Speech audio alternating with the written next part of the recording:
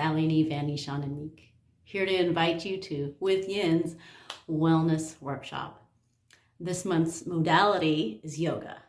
And with yoga being such a broad topic, let's narrow it down. So when one thinks of yoga, many think of the physical practice. Let's move away from that hatha limb of yoga into a different limb, Pratyahara. Pratyahara, the awareness of the senses or the withdrawal of the senses.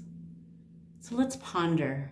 Do you ever find yourself being overstimulated, overwhelmed to the point where you have to withdraw yourself in some way?